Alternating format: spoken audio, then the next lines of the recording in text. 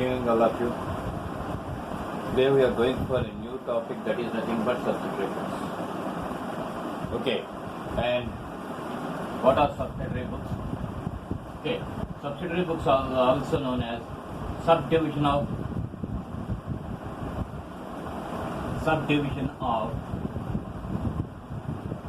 journal. Subdivision of journal.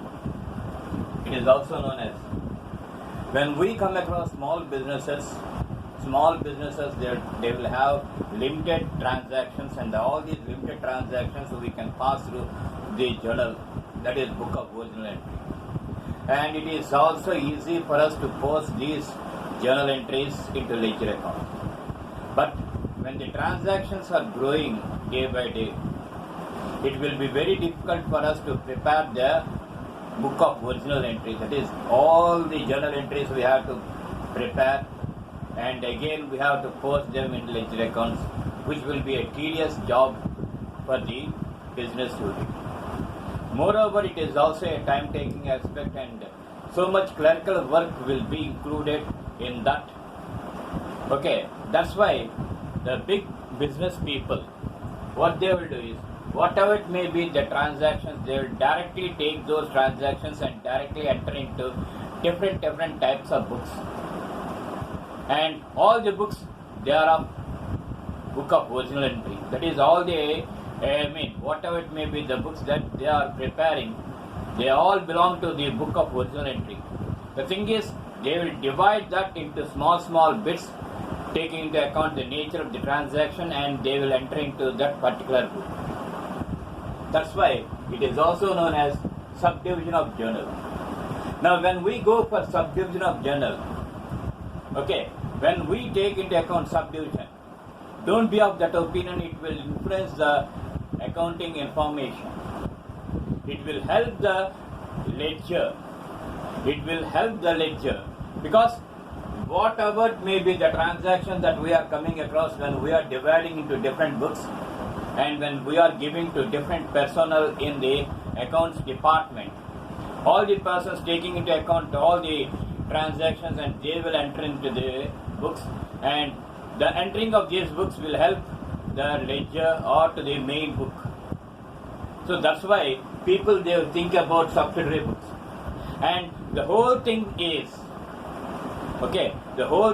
to assist the accountant, to prepare the main book or the ledger.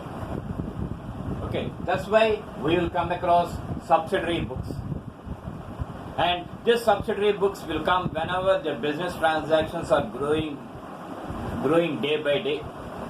Whenever we come across large transactions, all the large transactions, it is very difficult for us to prepare in book of original entry. That's why they will be basing upon the nature of transactions, they will divide that and they will enter into different type of books. And all the books, they belong to the journal only. So that's why it is also known as subdivision of journal entry. And what is the purpose of this? What is the use of this? What are the advantages? The tedious job will be reduced in passing the journal entries. Moreover, it will reduce the clerical work. And after that, it will be a time-saving aspect.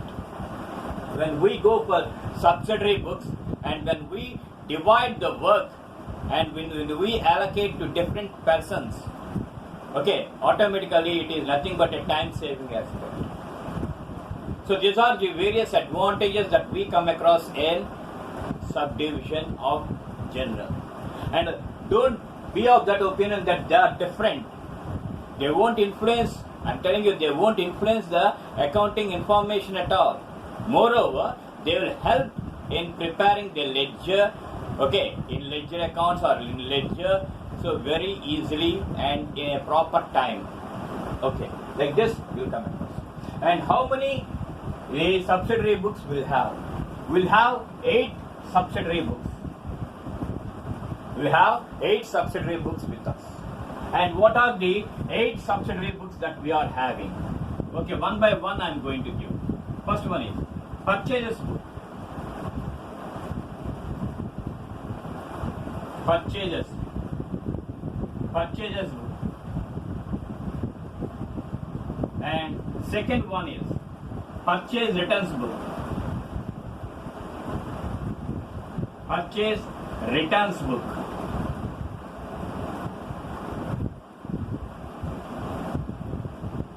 and third one is sales book,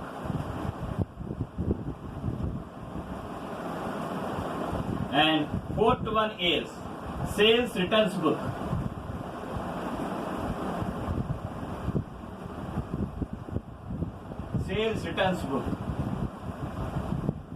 and fifth one is cash book. Okay, sixth one is bills receivable book.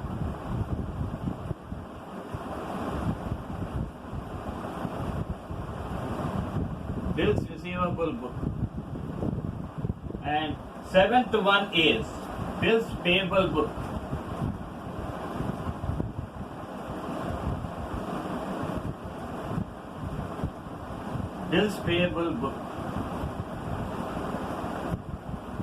And the last one, eighth one is journal proper.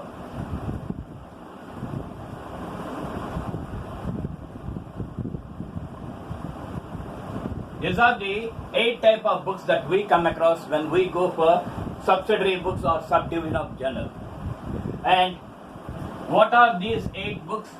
We will learn, okay, in the next classes, one by one. Now, in Telugu. Subsidiary books అంటే సహాయక చిట్టాలు. ఏదైనా ఒక వ్యాపారం చిన్నగా ఉన్నప్పుడు దానికి తాలూకా వ్యవహారాలు కూడా తక్కువ సంఖ్యలో ఉన్నప్పుడు మనం చిట్టా ఓపెన్ చేయడానికి, చిట్టా తయారు చేయడానికి సులభం అవుతుంది. కానీ ఎప్పుడైతే వ్యవహారాలు పెరిగిపోతూ ఉంటాయో అటువంటి సందర్భంలో ఈ చిట్టా తయారు చేయడం, ఈ చిట్టా పద్ధతులను తిరిగి ఆవర్జ ఖాతాలకు నమోదు చేయడం చాలా కష్టంతో కూడుకున్న పని. అది కాకుండా ఎక్కువ టైం తీసుకుంటుంది. అలాగే ఆ క్లరికల్ వర్క్ అంటే వాళ్ళు చేసే అకౌంటెంట్స్, అకౌంట్స్ అసిస్టెంట్స్, వాళ్ళు చేసే అకౌంట్స్ డిపార్ట్మెంట్లో వాళ్ళు చేసే పని కూడా ఓకే ఎక్కువగానే ఉంటుంది. సో ఇలాగ ఎక్కువ సంఖ్యలో మనకి వ్యవహారాలు రావడం వలన ఓకే వాటిని చిట్టాలో నమోదు చేయడం, దాని తర్వాత ఆవర్జ ఖాతాలకు నమోదు చేయడం ఇవన్నీ కష్టతరమే. కాబట్టి ఈ చిట్టాని అంటే ప్రథమ పుస్తకాన్ని మనం విభజించి వ్యవహారాల తాలూకా నేచర్ని ఆధారంగా చేసుకుని వాటి తాలూకా ప్రకృతి ఏ విధంగా ఉంది, ఆ వ్యవహారాల తాలూకా తీరుతెన్నులు ఎలా ఉన్నాయి అని ఆధారంగా చేసుకుని ఈ చిట్టా పద్ధతుల్ని 8 పుస్తకాల రూపంలో విభజించారు. అందుకనే దానికి సహాయక చిట్టాలు అన్నారు. ఇది అకౌంటింగ్ ఇన్ఫర్మేషన్ ఎటువంటి సందర్భంలోని దాని తాలూకా ప్రభావం చూపుతుంది. కేవలం ఆవర్జ తయారు చేయడానికి మాత్రమే ఇది సహాయకారిగా ఉంటుంది. అందుకని ఇది చిట్టాలోనే వస్తుంది. కానీ ఆ చిట్టాని కూడా వాటి తాలూకా నైజాన్ని ఆధారంగా చేసి ఓకే వేరు పుస్తకాలుగా విభజించి రాయడం వలన మనకి పని తొందరగా అవుతుంది, అలాగే తక్కువ శ్రమతో ఉంటుంది, అలాగే ఈ పని చేసే వారి తాలూకా టైం కూడా సేవ్ అవుతుంది, కాలం కూడా సేవ్ అవుతుంది. అందుకని ఈ సహాయక చిట్టాలని మనం తీసుకురావడం జరిగింది. ఇవన్నీ సహాయక చిట్టాల్లో భాగాలే. అందుకనే దాన్ని సబ్ డివిజన్ ఆఫ్ జర్నల్ అంటాం. అంటే చిట్టా తాలూకా విభజన లేదా సహాయక చిట్టాలు ఇవన్నీ సహాయం చేస్తుంటాయి. చిట్టా పద్ధతులను తయారు చేయడంలో సహాయం పడుతూ ఉంటాయని తప్పించి వీటి వలన అకౌంటింగ్ ఇన్ఫర్మేషన్కి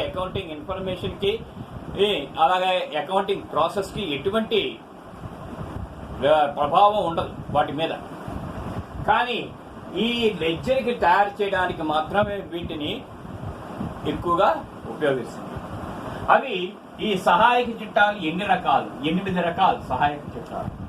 ఒకటి కొనుగోలు పుస్తకము, పర్చేజెస్ బుక్ అంటాం. ఓకే, కొనుగోలు పుస్తకము. తర్వాత కొనుగోలు వాపసుల పుస్తకం రెండోది పర్చేజ్ రిటర్న్స్ బుక్ అంటాం. అలాగే అమ్మకాల పుస్తకం సేల్స్ బుక్ అంటాం. దాని తర్వాత నాలుగోది అమ్మకాల వాపసు పుస్తకం సేల్స్ రిటర్న్స్ బుక్ అంటాం. దాని తర్వాత నగదు పుస్తకం క్యాష్ బుక్. దాని తర్వాత బిల్స్ రిసీవబుల్ బుక్ వసూలు బిల్లుల పుస్తకం దాని తర్వాత చెల్లింపు బిల్లుల పుస్తకము బిల్స్ పేయబుల్ బుక్ అంటాం. దాని తర్వాత అసలు చిట్ట జనరల్ ప్రాపర్. ఈ విధంగా 8 భాగాలుగా విభజింపబడుతుంది.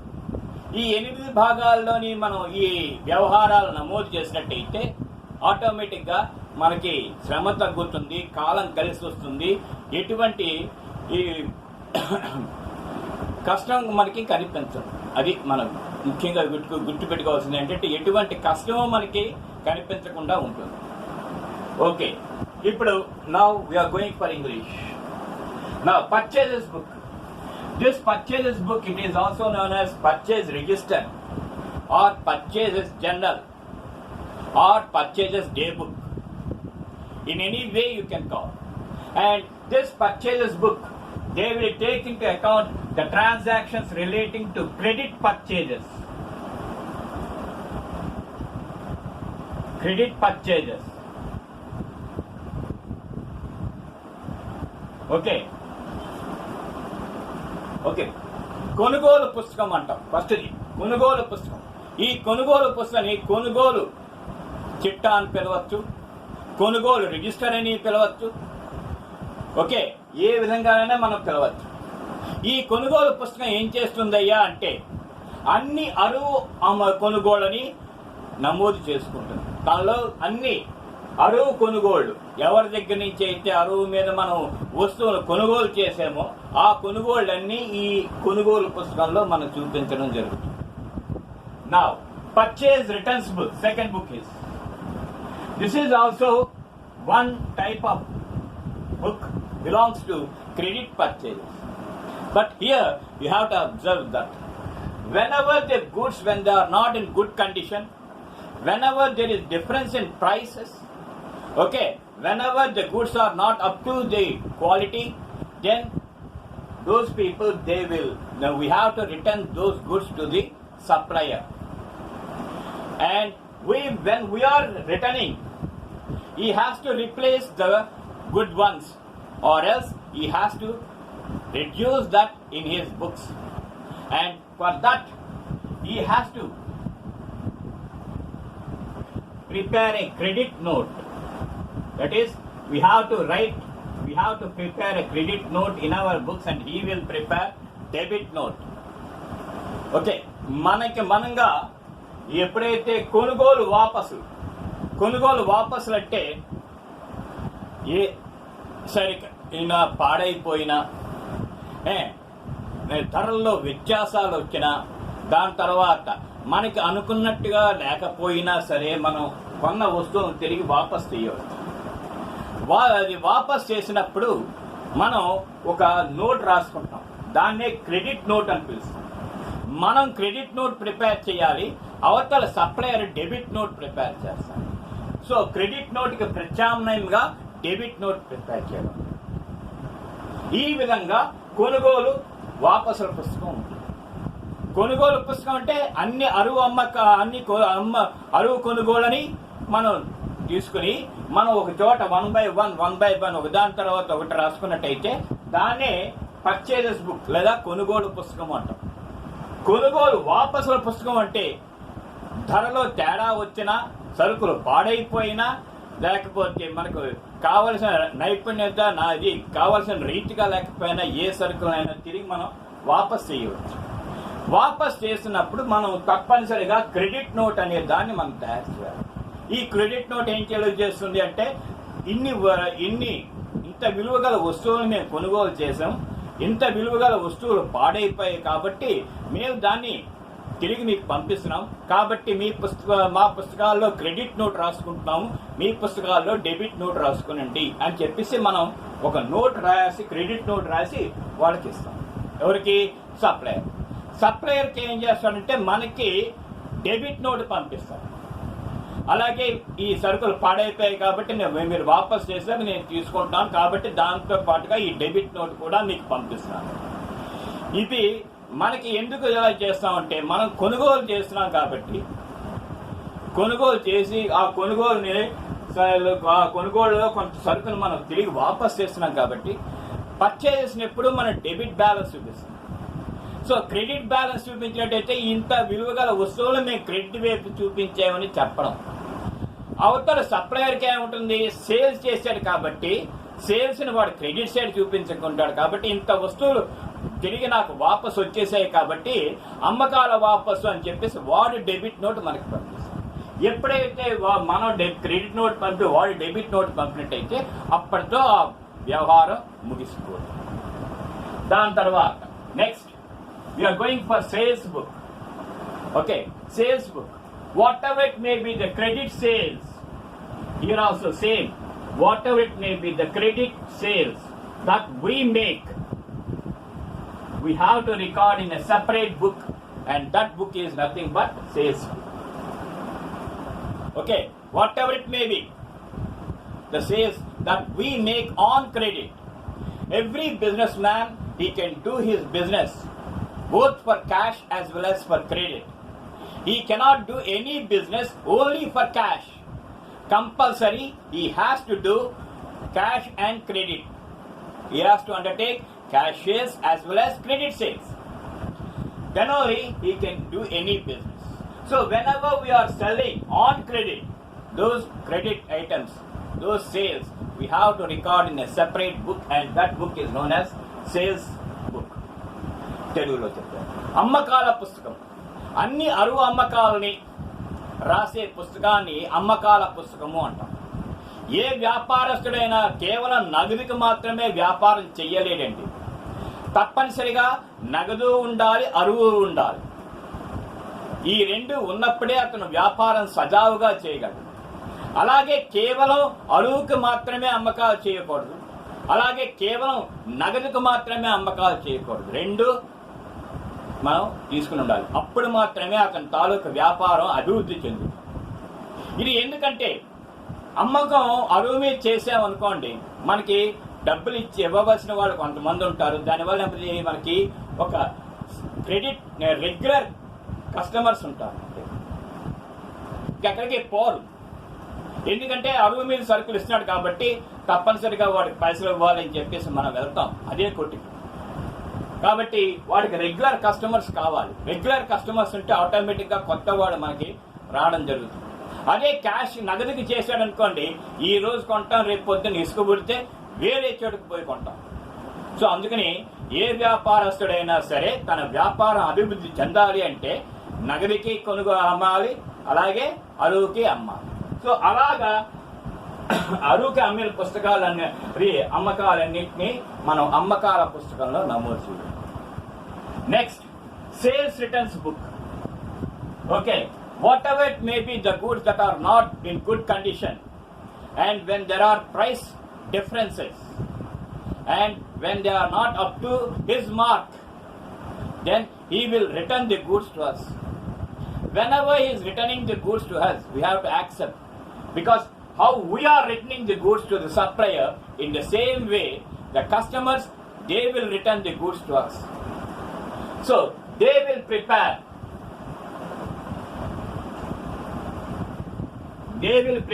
a credit note, and we have to prepare a debit note. Okay, మీరు వాపస్ చేసిన వస్తువులన్నీ మాకు ముట్టినాయి. ఓకే, మీకు అమ్మినప్పుడు మిమ్మల్ని క్రెడిట్ వైపు మేము చూపించుకోవడం జరిగింది, మీరు వాపస్ చేసిన అమౌంట్ని మేము తగ్గించుకోవడం జరిగింది అని చెప్పేసి మనం ఒక డెబిట్ నోట్ రాయాలి. సో ఈ విధంగా మన డెబిట్ నోట్ రాసినప్పుడు అవతల వ్యక్తి క్రెడిట్ నోట్ రాస్తారు. ఇందాక చెప్పినట్టే మనం ఎలా అయితే క్రెడిట్ నోట్ రాస్తున్నామో అలాగే వాళ్ళు క్రెడిట్ నోట్ రాస్తారు. దానికి ప్రత్యామ్నాయంగా మనం డెబిట్ నోట్ రాయాలి తప్పనిసరి. ఓకే, ఈ విధంగా అమ్మకాల వాపసు పుస్తకం ఉంటుంది. Okay, so once again I'm repeating, when we go for subdivision of journal, we are having 8 books, and first one is purchasers book, second one is purchase returns book, third one is sales book, fourth one is sales returns book, and fifth one is cash book, sixth one is bills receivable book, seventh one is bills payable book, and eighth one is general proper. తెలుగులో ఆ కొనుగోలు పుస్తకము, కొనుగోలు వాపసుల పుస్తకము, అమ్మకాల పుస్తకము, అమ్మకాల వాపసుల పుస్తకము, నగదు పుస్తకము, వసూలు బిల్లుల పుస్తకము, చెల్లింపు బిల్లుల పుస్తకము, అసలు చిట్టా. ఈ విధంగా 8 రకాలుగా ఉంటుంది. కొనుగోలు పుస్తకంలో అన్ని కొనుగోళ్లు, అరువు కొనుగోళ్లు ఉంటాయి. In purchase book will come across all credit transaction, all credit purchases of goods. And purchase returns book, okay, whatever it may be the amounts, whatever it may be the quantities that we are returning back, those entries will be written. And we have to prepare a credit note stating that this much quantity of goods are not in good condition. So like that, we have to prepare a credit note. Whatever with, and we have to send that along with the goods. Then coming to sales book, purchase వాపసు అంటే కొనుగోలు వాపసు పుస్తకంలో ఏంటంటే ఏవైతే సరుకులు మనకి సరి అయిన పరిమాణంలో కానీ ఓకే నాణ్యతలో కానీ లేని పక్షంలో ఆ వస్తువులను తిరిగి మనం వాపస్ చేయవచ్చు. ఈ వాపస్ చేసిన అంశాలన్నింటినీ వేరే ఒక పుస్తకంలో ప్రిపేర్ చేసి దానికి తోడుగా మనం ఒక క్రెడిట్ నోటు రాసి పంపించవచ్చు. ఇది కొనుగోలు వాపసుల పుస్తకం. Now coming to sales book, okay, whatever it may be the credit sales that we are making, we have to separate that and we have to write in a separate book. That is nothing but sales book. అమ్మకాల పుస్తకంలో అన్ని అరువు అమ్మకాలని మనం ఏవైతే అరువు అమ్మకాలు చేసినామో వాటన్నిటినీ మనం ఒక ప్రత్యేకమైన పుస్తకంలో రాయాల్సి ఉంటుంది. దాన్ని అమ్మకాల పుస్తకం అంటారు. Next sales returns books, whatever it may be the goods that we are getting, that worth of goods, okay, we have to show that in a separate book known as sales returns book. And we have to prepare a debit note, like that other person he will prepare a credit note and we have to prepare a debit note and we have to give them. So thereby we will come to know about the net sales, what we have done. Here also we will come to know whatever it may be net purchases that we have done. ఇలాగా అమ్మకాల వాపసుల పుస్తకం ఎంత విలువ గల వస్తువులు మనం తీసుకుంటున్నాము, okay, కొనుగోలుదారు నుంచి మనం ఎంత విలువ గల వస్తువులు తీసుకుంటున్నామో అది మనం ప్రత్యేకంగా ఒక పుస్తకంలో రాసి దానితో పాటుగా ఒక డెబిట్ నోట్ కూడా రాయవలసి ఉంటుంది. దాన్నే అమ్మకాల వాపసుల పుస్తకము అంటారు. ఓకే, ఇలా చేయడం వల్ల మనకి నికర కొనుగోలు ఎంత, అలాగే నికర అమ్మకాలు ఎంత అనేది మనకు తెలుస్తుంది. దీని తర్వాత వచ్చేది ముఖ్యంగా గుర్తుంచుకోవాల్సిన అంశము క్యాష్ బుక్, నగదు పుస్తకం. అంటే నగదు వ్యవహారాలన్నింటినీ we record all cash transactions, whether we receive cash or whether we pay cash, all cash transactions are recorded in this book.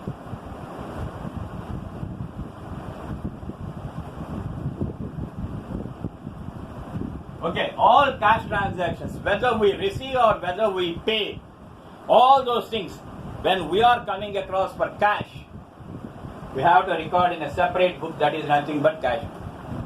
అన్ని నగదు వ్యవహారాలని అంటే వసూళ్లు కానీ చెల్లింపులు కానీ ఏదైనా సరే నగదుకు చేసినట్టయితే దాన్ని సెపరేట్గా ఒక పుస్తకంలో రాస్తాం, దాన్నే క్యాష్ బుక్. ఓకే, ఈ నగదు పుస్తకం. దాని తర్వాత వసూలు బిల్లుల పుస్తకం, ఇది బిల్స్ ఆఫ్ ఎక్స్చేంజ్ లో ఒక భాగం. మనకి ఏ బిల్లులు వస్తున్నాయి, ఎవరి దగ్గర నుంచి ఎంతంత మొత్తాలు బిల్లుల రూపంలో మనకు వస్తున్నాయి అనే అంశాలను పరిగణలో తీసుకుని మనం సెపరేట్గా ఒక పుస్తకం తయారు చేయాలి. దాన్నే వసూలు బిల్లుల పుస్తకము. ఓకే, ఇంగ్లీష్లో చెప్పాలంటే whatever it may be the bills that we're coming across, we have to write all the bills in a separate book, and that is nothing but bills receivable book. Next, coming to bills payable, whatever it may be the bills that we have to pay, we have to note down at one place, and that is nothing but bills payable book. తెలుగులో చెప్పాలంటే ఏ బిల్లులు మనం చెల్లించవలసి ఉన్నది వాటిని అన్నిటినీ ఈ చెల్లింపు బిల్లుల పుస్తకంలో మనం రాసుకున్నట్టయితే మనకి మున్ముందు చాలా ఉపయోగపడుతుంది. అంటే ఎన్ని వసూలు బిల్లులు ఉన్నాయి, ఎన్ని చెల్లింపు బిల్లులు ఉన్నాయి, మనకి వసూలు బిల్లులు ఎక్కువ ఉన్నాయా, చెల్లింపు బిల్లులు ఎక్కువ ఉన్నాయా మనకి తెలుస్తుంది.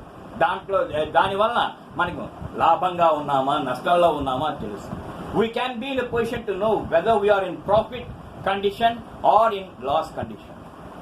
Okay, generally bills receivable books, bills receivable transactions must be more than bills payable transactions. Thereby we will be in profit. మనకి ఈ వసూలు బిల్లులు ఎక్కువగా ఉండి చెల్లింపు బిల్లులు తక్కువగా ఉంటే మనం లాభంలో ఉంటామని అర్థం. Then after that general proper. ఈ general proper, in this general proper, whatever it may be the transactions that we won't record in these 7 books, we have to record in this general proper. అంటే అసలు చిట్టా. ఈ అసలు చిట్టాలో పైన చెప్పిన 7 పుస్తకాల్లో రాని అంశాలని, రాని వ్యవహారాలని ఈ అసలు చిట్టాలో లేదా జనరల్ ప్రాపర్లో మనం నోట్ చేయడం జరుగుతుంది. ఉదాహరణకి opening entries, closing entries, rectification entries, adjustment entries, transfer entries, ఇలాంటివన్నీ మనం ఈ జనరల్ ప్రాపర్లో రాయాలి. అంటే ప్రారంభ చిట్టా పద్ధతులు, ముగింపు చిట్టా పద్ధతులు, నెక్స్ట్ సర్దుబాటు చిట్టా పద్ధతులు, సర్దుబాటు adjustment entries, rectification entries, rectification entries like that, transfer entries, బదిలీ చిట్టాలు, ఇవన్నీ మనం ఈ జనరల్ ప్రాపర్లో రాస్తాం. ముఖ్యంగా చెప్పుకోవాలంటే ఈ పైన చెప్పిన 7 పుస్తకాల్లో రాని వ్యవహారాలన్నింటినీ మనం ఈ జనరల్ ప్రాపర్లో రాస్తాం. What ever it may be the transactions that we won't come across in this 7 books, in the above 7 books, we have to show them in general proper. This is the brief explanation of subsidiary books or subdivision of general. ఇది క్లుప్తంగా మీకు సహాయక చిట్టాల గురించి తెలియజేయడం. మీకు దీంట్లో ఏమైనా doubts ఉన్నట్టయితే వెంటనే తప్పనిసరిగా కామెంట్స్ రూపంలో నన్ను అడగవలసిందిగా. నెక్స్ట్ కిందటి క్లాసులో ఒకటి అడిగాను, నేను 3 క్వశ్చన్లు అడిగాను మిమ్మల్ని. ఇప్పటి వరకు నాకు ఏమీ సమాధానం రాలేదు, ఎటువంటి జవాబు రాలేదు. వాటికి ఒక్కొక్కటి చెప్తున్నాను. ముందు ప్రొవిజన్ ఫర్ డౌట్ఫుల్ డెట్స్, సంశయాత్మక బాకీలకై ఏర్పాటు. ఇది వ్యాపారస్తుడు తనకు తానుగా అనుకుని పెట్టిన ఏర్పాటు కానీ వ్యాపారంలో వచ్చిన నష్టం కాదు. అంటే ఒక వ్యక్తికి అరువు మీద కొన్నప్పుడు అతను తిరిగి ఇస్తాడా ఇవ్వడా అనే సంశయంతో కొంత మొత్తాన్ని తీసి పక్కన పెట్టుకుంటాడు. అది ఆ వ్యాపారస్తుడికి నష్టంగా కనిపిస్తుంది కాబట్టి అది తిరిగి వాడు ఇచ్చేస్తే పర్వాలేదు, అందుకని దానికోసం ఏర్పాటు చేసుకున్నాడు కాబట్టి దాని క్రెడిట్ షేర్ చూపించారు. అలాగే రుణగ్రస్తులకి ఎంతవరకు మనం డిస్కౌంట్ ఇవ్వచ్చు, డిస్కౌంట్ ఇవ్వడం వేరు, ఇవ్వచ్చు అని అనుకోవడం వేరు. అది మీరు గమనించాలి. డిస్కౌంట్ ఇవ్వడం వేరు, డిస్కౌంట్ కొరకే ఏర్పాటు చేయడం వేరు. సో ఎంతవరకు ఏర్పాటు చేశాడు, అది ఒక ఏర్పాటు కింద, ఒక రిజర్వ్ కింద కనిపిస్తుంది కాబట్టి దాన్ని క్రెడిట్ సైడ్ చూపించండి. అలాగే రుణదాతలు మనకి ఎంత డిస్కౌంట్ ఇస్తారు అనేది ముందుగా మనంగా ఊహించుకున్నట్టయితే అది ఒక విధంగా మనకి నష్టమే. ఎందుకంటే వాళ్ళు ఇస్తారో ఇవ్వరో తెలియదు, కానీ ముందుగా మనం అది ఏర్పాటు చేసేసుకుంటున్నాం అంటే మనకి ముందుగా ఒక నష్టంగా కనిపిస్తుంది కాబట్టి దాన్ని డెబిట్ సైడ్ చూపిస్తాము. అలాగే రుణగ్రస్తుల నుంచి ఏమైనా సంశయాత్మక బాకీలు ఉంటాయా ఉండవా అనే దృష్టితో ఇలా ఉన్నట్టయితే మనకి ఎలాగుంటుంది, ఏ విధంగా ఉంటుంది అనేది ఊహించుకుని మనంగా వ్యాపార తనకు తానుగా ఊహించుకుని ఏర్పాటు చేసింది కాబట్టి దాన్ని క్రెడిట్ వైపు ఒక రిజర్వ్ కింద ఏర్పాటు చేస్తుంది. సో దీనికి ఈ 3 ప్రశ్నలకి జవాబులు ఈ విధంగా ఉంటుంది. కాబట్టి మీరు ఇది అర్థం చేసుకుని నాతో సహకరించవలసిందిగా, అలాగే తప్పనిసరిగా నా వీడియో క్లాసెస్ని సబ్స్క్రైబ్ చేయమని కోరుకుంటున్నాను. Thank you. Thank you once for all.